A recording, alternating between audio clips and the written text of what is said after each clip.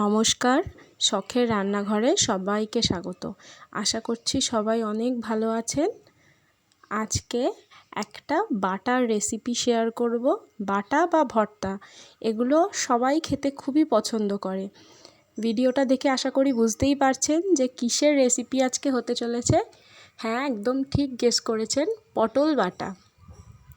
পটল বাটা বানানোর জন্য প্রথমে পটল নিয়ে সেগুলো ছুরির সাহায্যে এইভাবে খোসা ছাড়িয়ে নেব।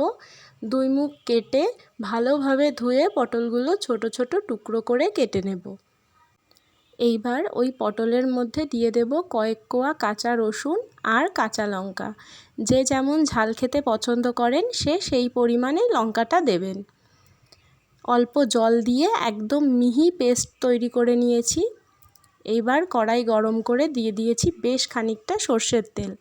এই বাটাতে কিন্তু তেলের পরিমাণটা একটু বেশিই লাগে। ফোড়ন হিসেবে দিয়েছি কালো জিরে আর একটা শুকনো লঙ্কা। 10 সেকেন্ড মতো ফোড়নটা একটু ফুটে নিলে এর মধ্যে দিয়ে দেব ছোট ছোট করে কেটে রাখা পেঁয়াজ। অল্প একটু নেড়েচেড়ে নিয়ে দিয়ে দেব আগে থেকে বেটে রাখা পটল। এবার সব কিছু একসঙ্গে ভালোভাবে মিশিয়ে নেব। তেলের সাথে পটলটা ভালোভাবে মিশে গেলে এর মধ্যে দিয়ে দেব স্বাদ মতো লবণ আর অল্প হলুদ। এই বাটাতে কিন্তু হলুদটা বেশি হলে একদমই খেতে ভালো লাগবে না। সব কিছু একসঙ্গে ভালোভাবে মিশিয়ে নেব। মিডিয়াম আঁচে হাতে সময় নিয়ে এই বাটাটা তৈরি করতে হবে। আর কিছুক্ষণ পর পর বাটাটা নেড়ে দেব, তাহলে কড়াইতে ধরে যাবে না।